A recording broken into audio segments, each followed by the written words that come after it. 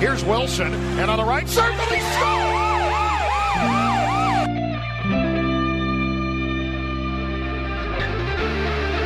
Rebound loose, wild scramble in front, score! Ovechkin with a buzzer beater! It'll count! And a hat trick tonight, number 21,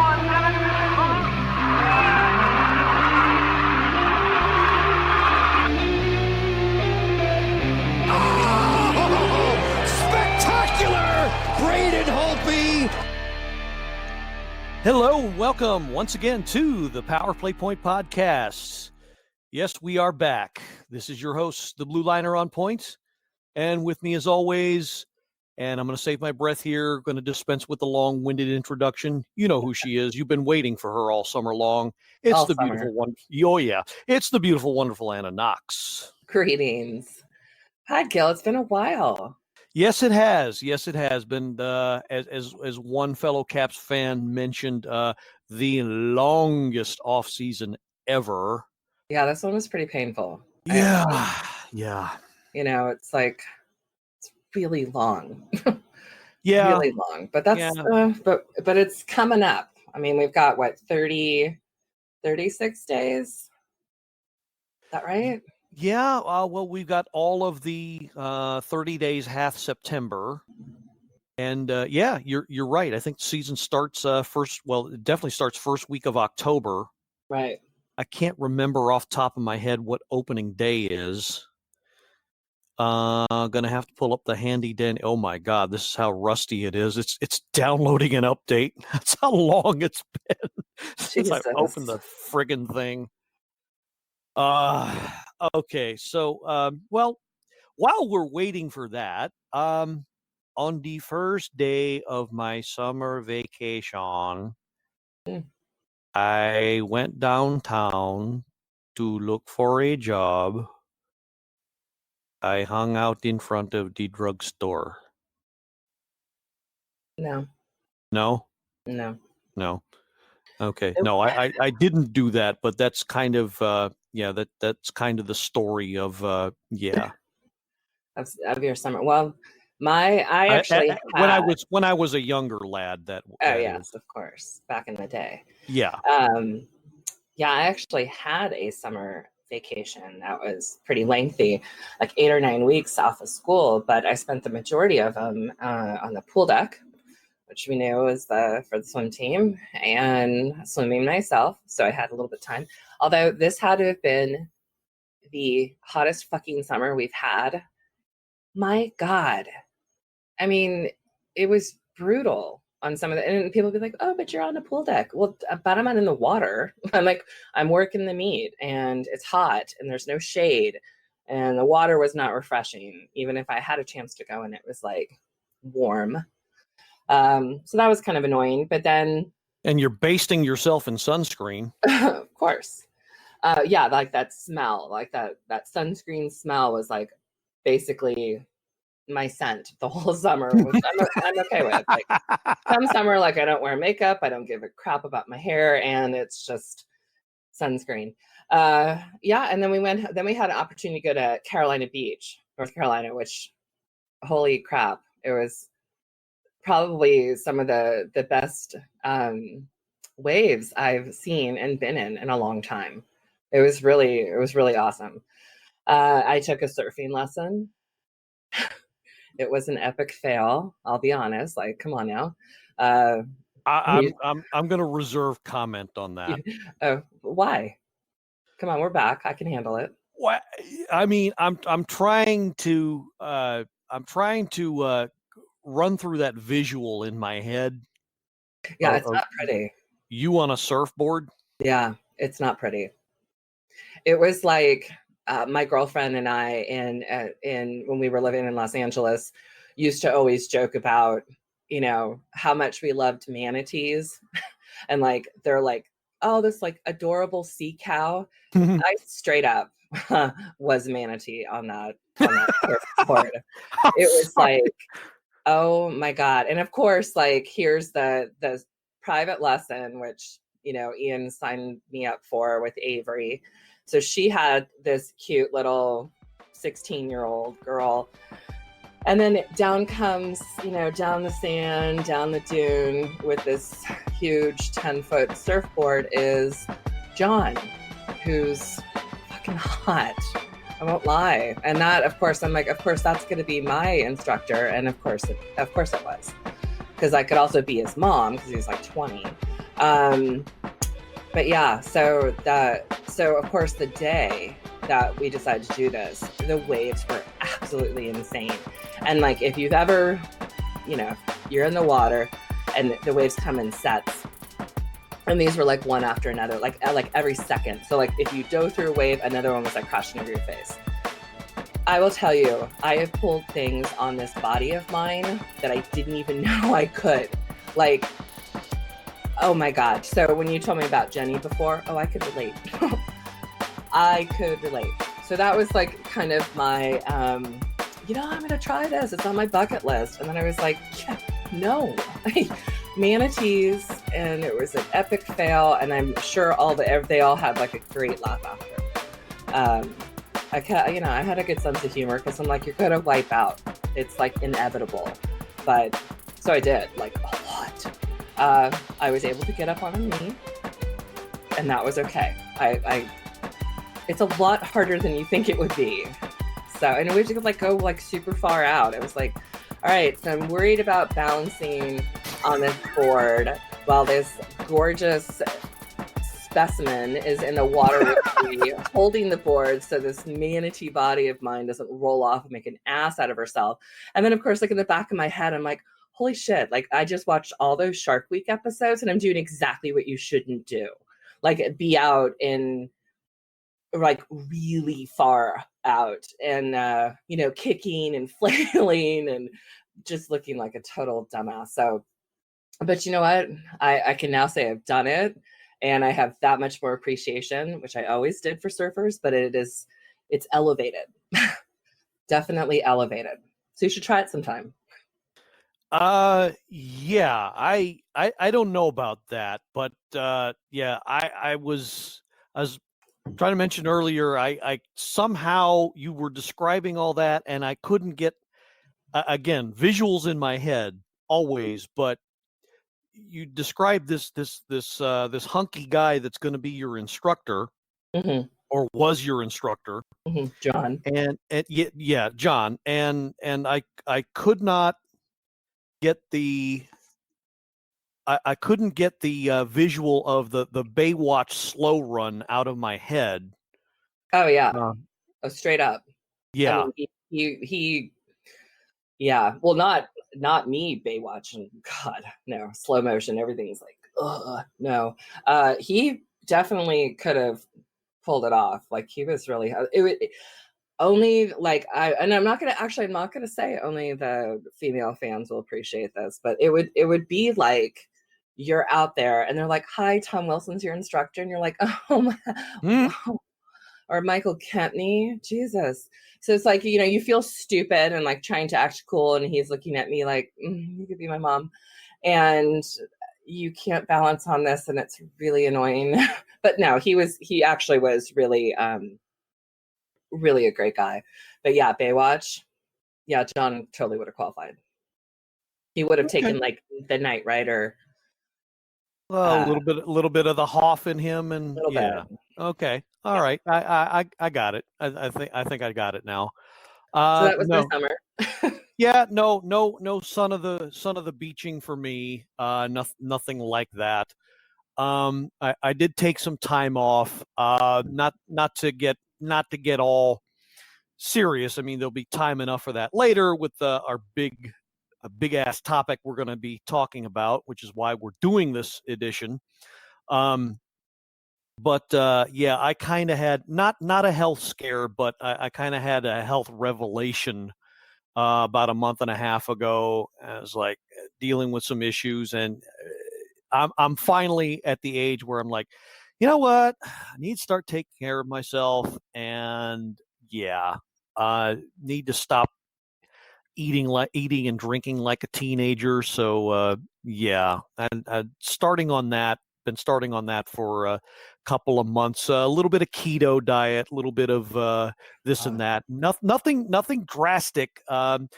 Whenever you jump into anything like that whole hog, as my wife Jenny said, you're setting yourself up for disaster. So kind of doing baby steps at a time and making little tiny changes here and there. So getting back to things so you won't. Old Blue Liner's not going to be hitting up the beer as much. So fun. yeah, well, that's okay. I'm still drinking, so my hasn't. I will say though, like I definitely had moments on this vacation where I was like, God, you are not getting any younger. Although you look really hot, you're not getting any younger. Just kidding. But I was like, yeah, I kind of had the same little moments of, really just being like, there are some things out there that I was stressing over last year or obsessing over. And I was like, I'm not like, fuck it. It is so not worth it. You're kind of going into the school year with a clean slate, going into this hockey season with a clean slate, and health wise. Yeah. It's like, I don't want to be miserable on some diet, but I also would love to be around here till I'm like 110. So aren't you all lucky? Yeah, it's it's all, as long as you're about, happy. Yeah, it's all about the well-being. So it is. I get that. Totally get that. Okay, so let's get into a little off-season talk. Of course, when we last left you, it was a long time ago in a galaxy not so far away, called the DMV, and our favorite hockey team had just been dethroned by a bunch of jerks. But as it turns out, a very deserving team ended up winning the cup, that being the St. Louis Blues, who we happen to be opening the season against. Wednesday night, October the 2nd is the season opener. I don't know why. For some reason I had Boston. Are we playing them for their opener? No, that was last year. No, but maybe we're playing them for their opener. I don't know. Okay. Don't know, but it's the Blues, and I can't remember. Is it? I think it's in St. Louis. So they get to do the cup handoff and the banner raise, which is it kind of sucks, but it's also kind of cool at the same time. Well, it's going to be a hell of a lot easier to watch it with that team and that crowd versus if we had to go, to Tampa Bay or fucking Carolina or, to New York or something. So this was kind of, it wasn't the result that the Caps fans and Cap players wanted, but in the end, it had a good story. It had a good vibe and a good, like, I kind of like stories like that. So I was okay with it. I mean, if it's not going to be the Capitals, I'm certainly not going to be pulling for this team always. But it was okay. It was, at hockey, the whole Stanley Cup series was like absolutely insane and totally unexpected. I'm glad I didn't bet because holy shit, I would have been out like, like out, and Ian would be like, "What the hell's wrong with you?" But so I'm looking forward to 37 days or whatever it is that we have. Yeah, it's a Wednesday night, October the 2nd. Season opens, and again, that's looks like it's in St. Louis against the Blues. That's of course going to be on NBCSN. It's going to be pretty good, and hockey will be back in full swing then. So can't wait myself, of course. But training camp we got in about 3 weeks, and hoping to. We were talking about this before, hoping to get you out to MedStar, right? For one or two sessions there. So we're you're going to be our eyes and ears on the ice there. So we're going to do a show based on that. I just have to look. I just have to look at the schedule. Like I said, I went back to teaching today, and usually the times I've gone to when it was Kettler, now MedStar, they're usually like at 10 o'clock morning practices, and So I don't know what they're going to do on the weekend. Then, of course, God, if it's on a weekend, that place is packed. Yeah. So Yep. depending on how my schedule pans out, I might be sick one day. That'd be convenient. Wouldn't it? They're like, but we just started. I'm like, germs. My kids all have cooties, so I'm bound to get sick within the next couple weeks. Yeah, I can see that happening. So just a real quick recap of the major offseason moves. The biggest one, of course, was the trade. We had some Niski business happening. Matt Niskanen traded for Radko Gudas in what was, by all accounts, a brilliant salary cap move. Unfortunately, we traded probably our one of our better top four defensemen, even though kind of had a suck-ass year, most would say. Yeah. But it had to be done, had to make some cap room, traded for Radko Gudas, who bottom pairing defenseman. Don't expect him to play too many minutes, but meshes well with the physical style they play. So I think he'll be okay. I don't think it's going to be too much of a disaster if he can keep his.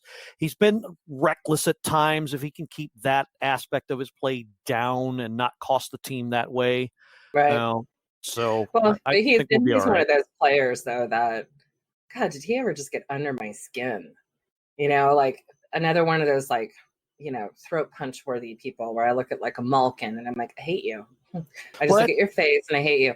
So I am trying to like be a mature adult in this situation because like, last season we talked about my number threes, even though Jaskin is not coming back, unfortunately, but he's now going to be number 3. So this is going to be like me. I'm going to put my big girl pants on and like be mature about, I'm sure as hell not going to go buy his jersey. But I have to be okay with him, leaving his old team behind and putting on that Capitals jersey and me being okay with it.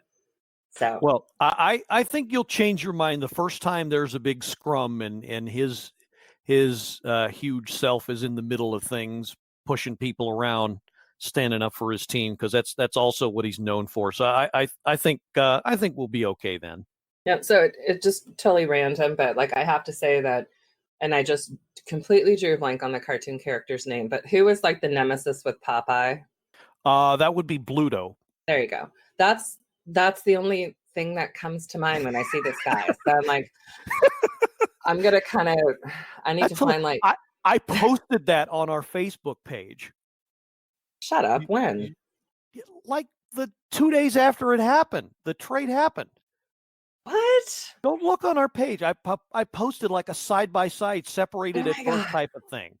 See, that's why we were meant to be on the air together. Wow. Well, I had no idea. And maybe I even liked it. And I just like put it in the back of my head, like far, far away. And all of a sudden, but yeah, like he is totally that guy. And that's okay. That's okay. Yeah. So I'm going to be mature about it. And, Niskanen, good luck. Yeah. Served us well. And, best of luck on the rest of his career. But yeah, had to be done. Like I said, BMAC had to make some room because had some signings to deal with. Now, unfortunately, with the latest signing, that being Chandler Stevenson, that leaves us slightly over the cap. So between now and opening night, there's some moves to be made because on opening night, you cannot be over the cap. Right. So they're going to have to figure out what to do here. So that'll be interesting. Do you have any thoughts? Pardon me. I'm very surprised that they kept Stevenson, to be honest. Yeah. He had such a terrible year last year. Yeah. Well, I think you and I, oftentimes, I think I kind of joked about, when he get interviewed, he's just one of those people that I kind of forgot about. I had that with Niskanen for a little bit, but Stevenson was one that you're like, oh yeah, I forgot about that guy. And he had such a promising playoffs last year. And I don't know, he just disappeared this year. I know he's on the fourth line, but still, you got to contribute, and he just didn't. That whole Yeah. fourth line was just blah. It was blah. That's But okay. yeah, they'll figure it out. So okay, so I guess we need to stop stalling here and get to the reason why we're doing this show and the reason why all of you loyal and faithful listeners out there in the District of Columbia, Commonwealth of Virginia, and the state of Maryland, and around the globe as well. Does that mean that you don't want to hear about my surfing lesson anymore? I think we heard plenty. I think we heard plenty. I think I have enough in my mind's eye to serve me. It's like, the manatee. I'm telling you, you're never gonna be able to look me in the eye and be like, oh my God, sea cow, I love you. Oh, you're so great. You're just this big sea cow on a surfboard. I'm keeping my mouth shut. All right. I'm not saying a word. You can. Whatever. Because I will bury myself worse than well. So yeah. I'm so excited to be back. All right. The reason why we're really on the air. Go ahead. Yes. Okay. Well, as everybody knows by now, of course, last week was the big revelation that Senator Evgeny Kuznetsov was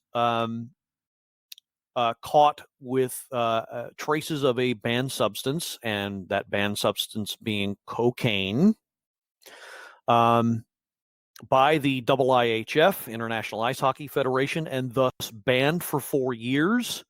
So that excludes him from taking part in not only the next Olympics, but also any World Championships tournaments, as well as the World Cup, should they decide, or the World Cash Grab, as I call it, that they, if they decide to revive that. So basically, he cannot, for the next 4 years, represent his country at all because of that. So that's the immediate impact. So let's start with the facts of the case.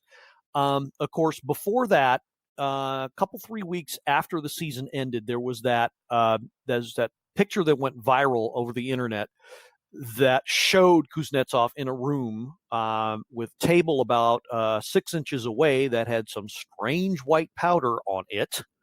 And of course, everybody was like, well, okay, what's this? What's going on here? What was your involvement? And that's when he said, and I partially quote, I've never done illegal drugs in my life. Go ahead and test me now. Famous last words. And yeah. And then we come to last week, where come to find out, yes, he did indeed have those traces. Now, I don't want to cast any doubt here, but those tests aren't 100% infallible. And the initial report that came out said something about his not having a B sample as a backup, which is standard. So I just want to point that out. But I mean, it's pretty. I won't say it's cut and dry, but I mean, if he's admitting it, then of course it's pretty damning. So you got to go with it. It just seems a tad bit iffy to me because it doesn't 100% follow the normal procedure. Mm-hmm. So of course now he's caught in a lie, and let's make no bones about it. If he says he never did it, and then there's evidence that he did, well, there's only one thing to call that. It's not just walking and talking and acting like a duck. It is a duck. So that's what you call it. Now, fortunately or unfortunately, none of us will ever know the whole truth about this. In that, was this a one-time use? Does he actually have a problem? Well, if you use it once, you know what? You do have a problem. So he does have a problem, and he's owned up to that. Now, some of you out there might be thinking, well, maybe he did only use it once, and what's the harm in that? What's the harm in experimenting? Well, you younger folk out there, I will answer that with one name: Len Bias. How many times did he try cocaine? Once. And what happened to him? He died. I'll leave it at that. So that's for anyone that thinks, well, what's the harm in trying it once? Well, there you go. So I wanted to throw that out there. Something else I wanted to throw out there as well. So his NHL future is in doubt. So another fact out there. The NHL head honchos have been notified and are looking into this and are discussing what to do next. Now, Kuznetsov, as we know, by this point, has voluntarily taken the first steps in going into the league's substance abuse program, which is a very good sign. So, again, starting to own up to it, but that doesn't mean he's out of the woods as far as any possible supplementary discipline. Now, cocaine is not a banned substance in the NHL. However, the NHL is within its rights to punish a player that utilizes illegal drugs in any form.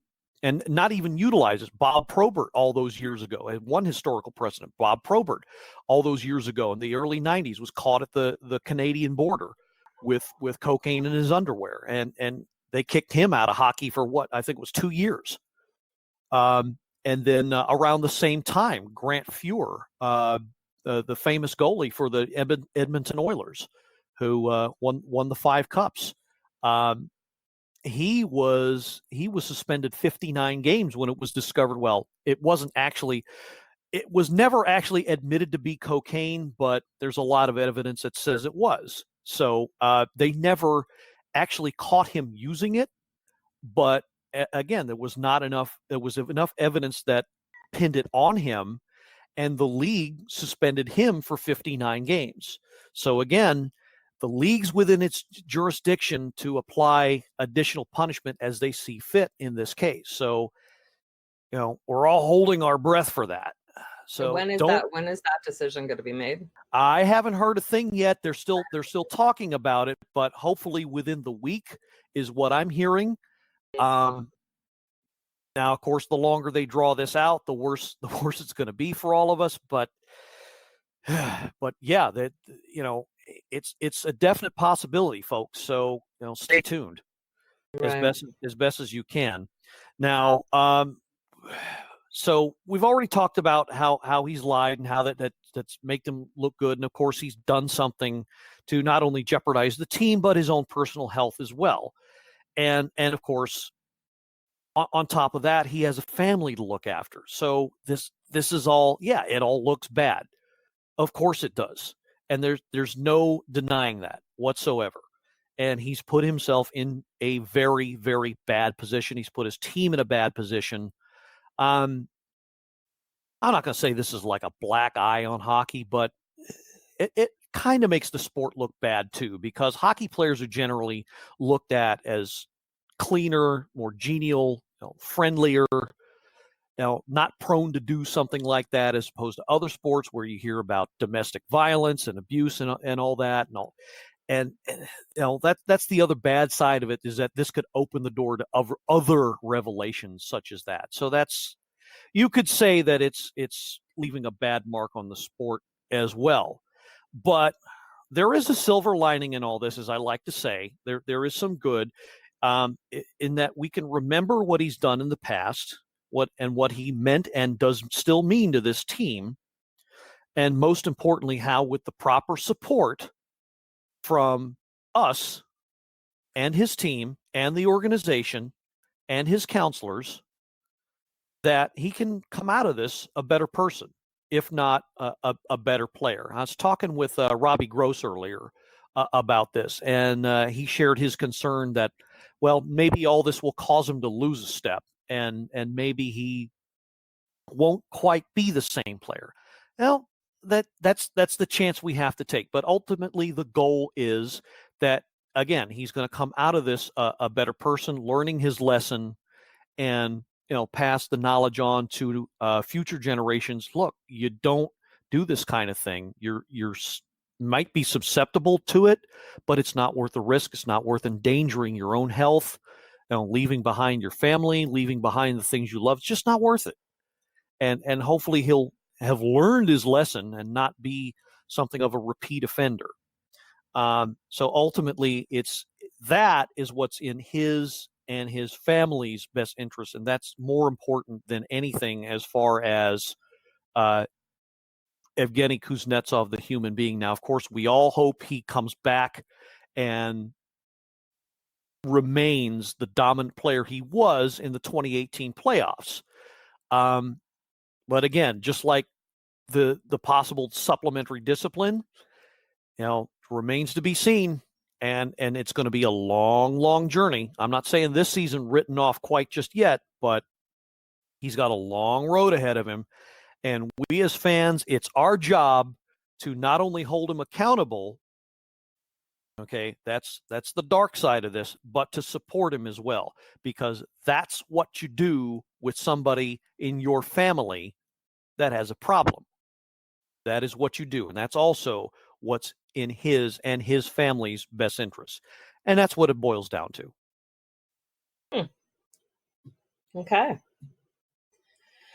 I will say that I still, after listening to you talk, I have conflicting opinions, which I know you're not surprised with. I happened to be at a training last week with my school where all the teachers come back together. And, like anybody else who has to sit in a room and listen to the same old crap and welcome back and be the best you can be, I was on my phone and that story popped up. So thank you, Troy Ryder, for sending that to me, because I was like, oh my God. And there's a couple of other female fans that I work with that I've spoken to. I've spoken about them before. And we were like, oh my God, what does this mean? What does this mean? And pretty much after I had time to think about it, I was like, the only word that truly came to mind was that I was disappointed. I will honestly say I was disappointed. Was I pissed? No. Is the guy human? Yeah. Can I give you a laundry list of stupid shit I did in college that I'm like, I don't even know how I'm still alive today? And I'm not saying that to gloat. I'm just saying that I did things in college and probably after college, let's just be honest, that were not, in my best interest or my body's. And so this guy is there. Like, I think what the one thing that did piss me off is like, who's the douche that filmed this? Like, who's that guy? Knowing what he was like, you're taking a picture, you're putting your quote unquote friend out there. Social media is going to like eat this story up like crazy, which of course it did. And that's not fair. So, it's like was it a mistake? Was it, he just got caught? I don't know. And he lied about it. Well, yeah, I think anybody would kind of want to have that reaction, being caught doing something they weren't supposed to. He doesn't want to come out. He's got, fans, he's got family. It's embarrassing. And for the amount of pride that he has in his country, and he's spoken about this, and the fact that he cannot represent them for the next 4 years is truly devastating. Okay, so then that's a punishment there. Plus the fact that in this day in social media, here we are on a podcast talking about it. It's all over Twitter, a bunch of assholes out there saying, and memes and whatever else, completely uncalled for. So here's a guy that's just like, this stigma, this one incident, let's hope it was one incident, is never going to go away. So isn't that punishment enough? I mean, isn't it truly like, you're going to get some douche Malkin out there, like rubbing his nose, being like, Kuzi, you okay?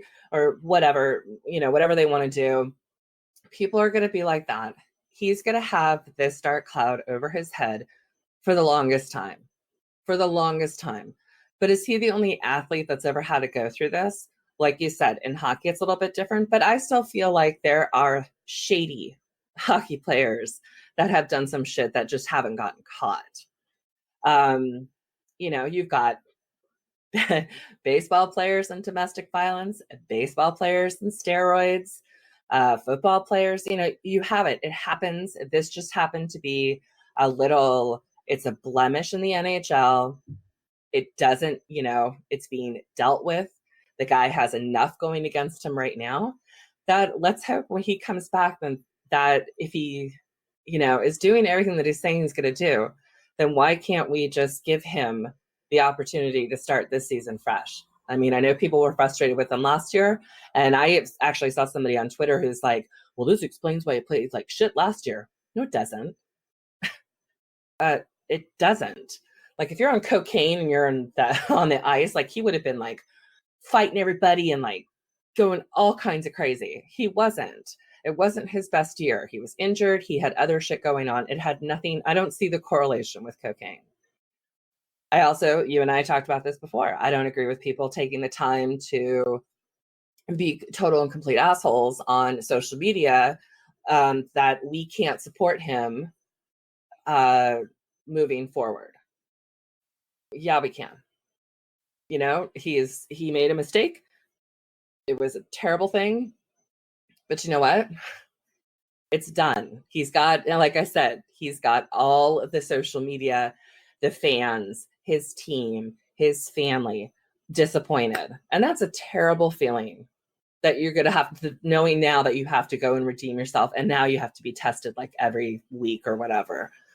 So he's got enough punishment going on there. I don't know what the NHL is going to do. I may have a different opinion, you know, on whether or not he's earned playing every game. But the situation was, you know, it's off season. It was in Russia. You know, I don't know. I don't know.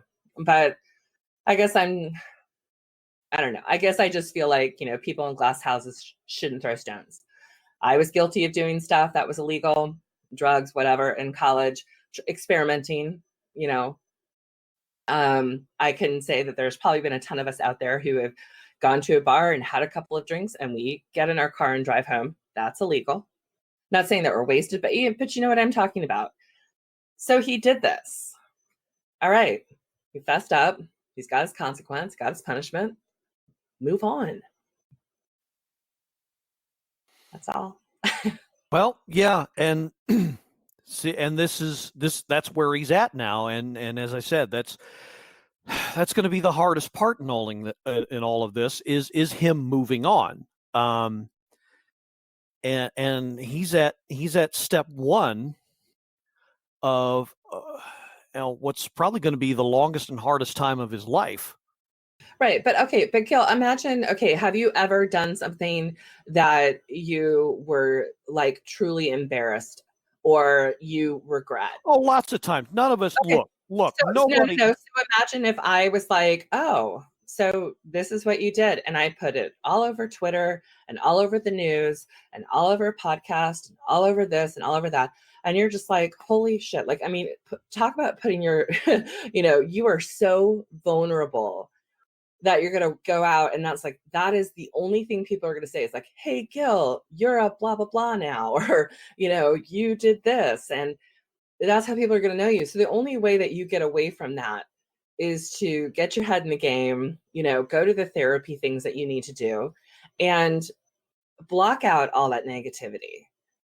And that's just it. Like people, again, glass houses, we've all done stuff.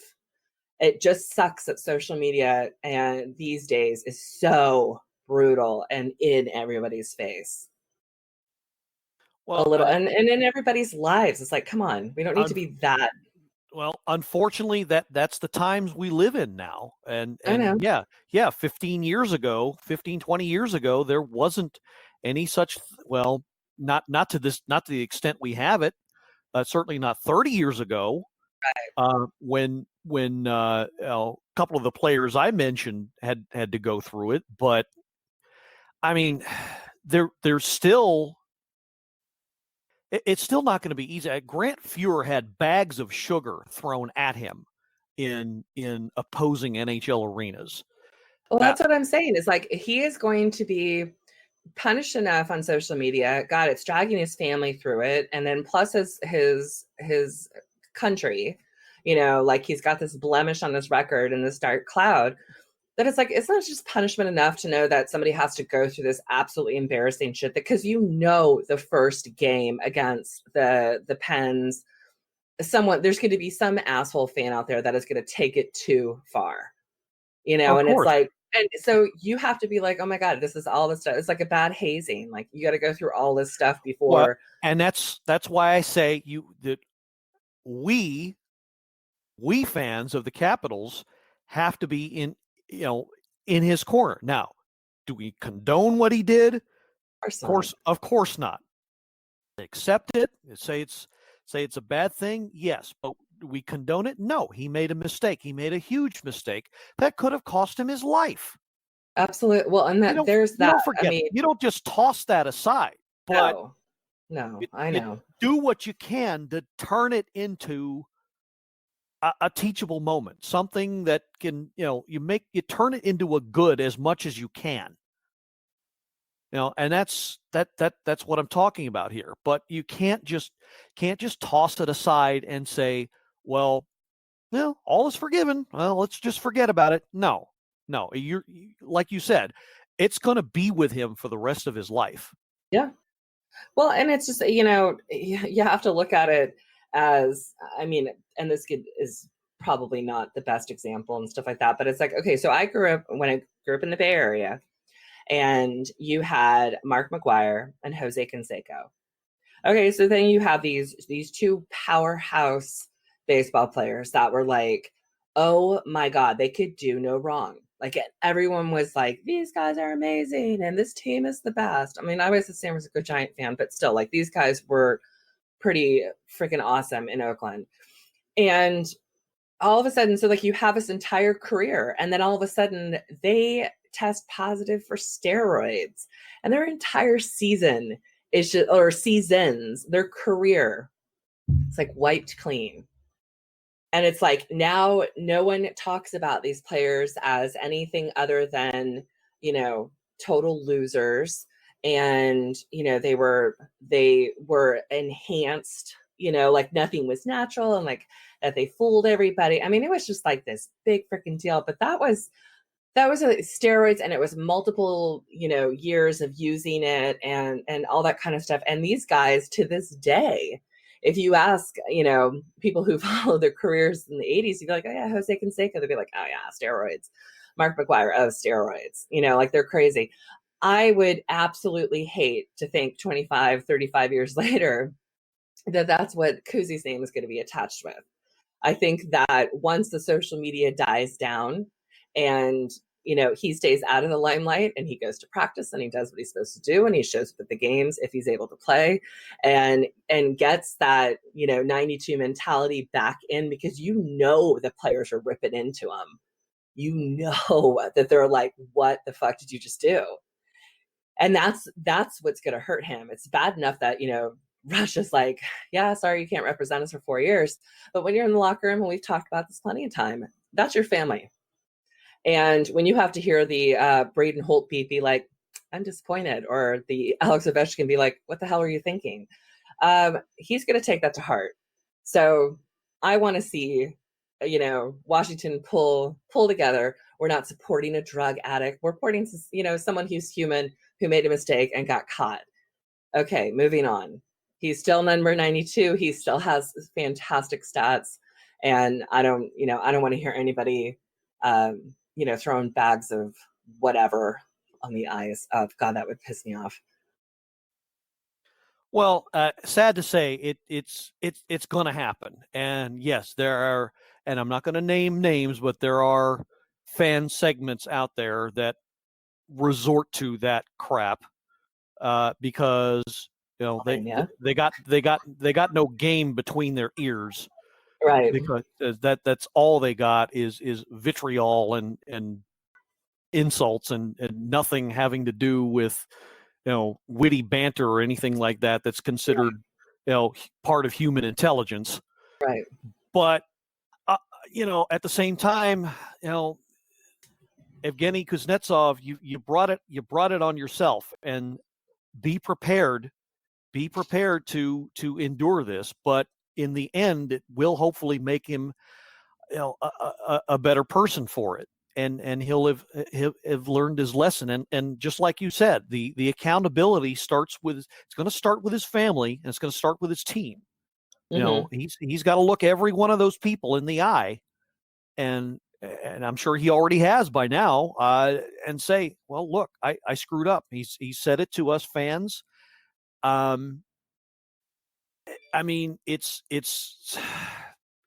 I mean, the court of public opinion can be very harsh. Has he suffered enough? You know what? That's not for me to say. But Well, I don't even know if suffer is the word that we want to use. He's received enough, social media punishment. Like, I mean, come on. So I'm sure his wife and his family and everybody knew about this prior to it coming out, obviously, because he dropped his social media accounts like 2 days before it was released. Okay. So he had to deal with that. There is nothing harder than having to look a loved one, whether it's a spouse or a parent or a child, and say, you know what? Mommy screwed up. And this is what I'm going to do. It's heart-wrenching. So, you know what? Yeah, he's going to go through a terrible hazing in the first, half season, maybe the entire season. And then it's on him to prove to fans, doubters, whatever else, that he can be the number 92 that we know that he can, and that this happened, and then that was it. Yeah, so. No. The worst is not to bring things down even more, but the worst is going to be when his 1-year-old, grows up, and sooner or later, he's going to hear about when this happened, and right. He's going to have to look that kid in the eye and say, "Yeah, I did this. I screwed up," and that sucks. Explain it all to him, right? And he's going to have to live it all over again. So, that's. I hate to say this, but that's it's going to go on, in some form or another for the rest of his life. But here's how it should go. And I gotta give mention to our consigliere Chris Levesque. I think he said it best. Top priority is his family. That's where it starts, and that's where Absolutely. it ends. So he's answerable to them first, and then to the team and to the organization, and to us as well, us the fans. But it's also on us to be there to support him, and to be there and cheer for him whether he's on the ice or off the ice, and to let him know that we're behind him. And Agreed. That's the greatest thing that we, the fans, can give him. And no matter how you feel, in that, look, I'm disappointed too. I won't lie. I'm extremely disappointed, but I'm not so stupid that, I'm not so, I mean, I love this team, and I have for over 40 years of my life. And there have been dark moments that this team has lived through. I'm not gonna mention some things, but those that have followed this team for a long time, like I have, you kind of know what I'm talking about. I'm not going to dredge up those memories, but I think we'll end on this note. Together is the best way all of us and Kuzi will get through this thing. And so there's no room for sniping at each other, vehement disagreements, whether you feel like, feel really angry at him for what he did, which is okay too. That's fine. Or if, you're more lenient about it and say, he slipped up, he's fine. No matter where you are on that spectrum, all of us as fans, as Caps fans, need to be in his corner and let him know. That's our job. Okay. And you need to stick to that and stay in that lane. That's all I'm saying. Okay. I agree. All right. I think we're good to wrap it up for tonight. I think we are. I think we both said our piece and got what we wanted out there. So with that, for Anna Knox, I am the Blue Liner on point, and still waiting for hockey to start in 36 or so days, just like the rest of you. And keep on enjoying what's left of the summer. And I want to just remind you one more time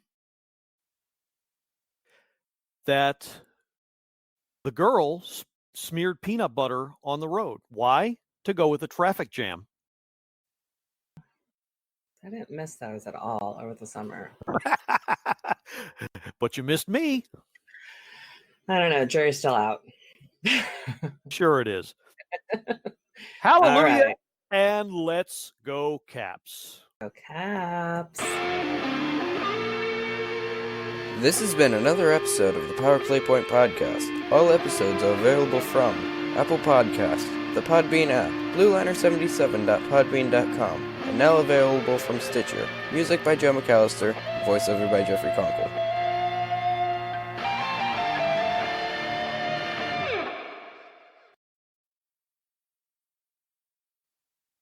But other than that, no, I think it'll be hopefully a quick job. That's not what she said.